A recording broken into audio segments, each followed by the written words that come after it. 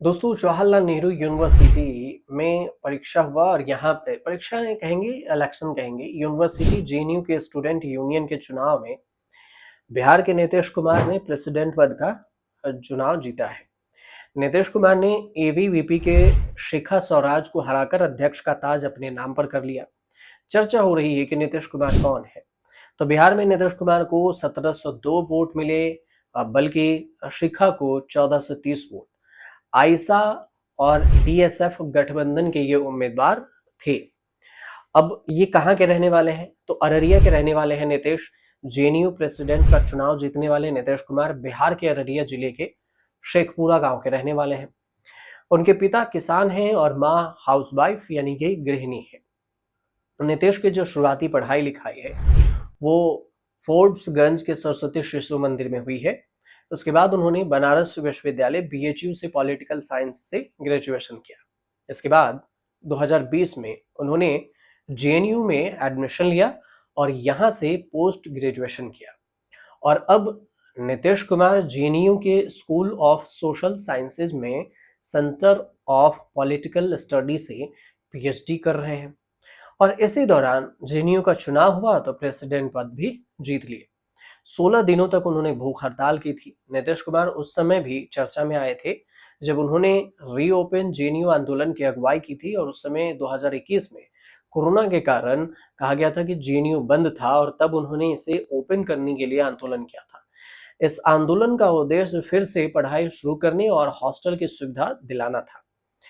ये बात 2021 की थी। इसके बाद बात आती है 2023 की। 2023 में हॉस्टल के समस्याओं को लेकर 16 दिन तक भूख हड़ताल भी की।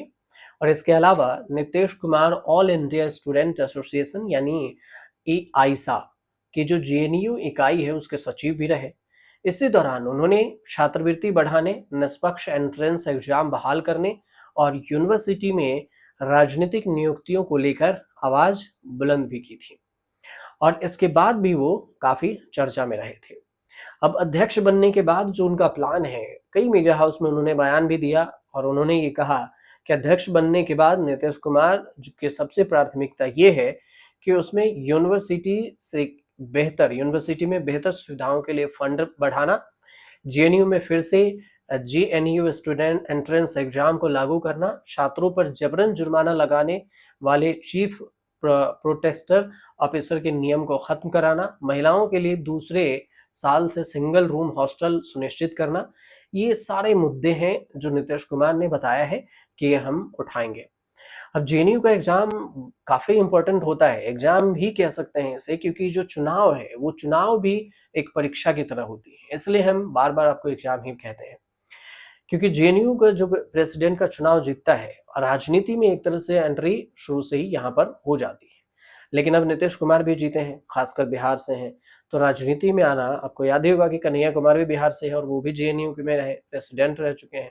इसके अब जीते हैं ये, इससे पहले धनंजय थे, अब धनंजय के बाद जीते हैं नीतीश कुमार। तो अब ये इनकी भी चर्चा रहती है, क्या कुछ जेएनयू में लेकर करते हैं, ये भी सवाल भी रहेगा एक, और उम्मीद भी रहेगी छात्रों को।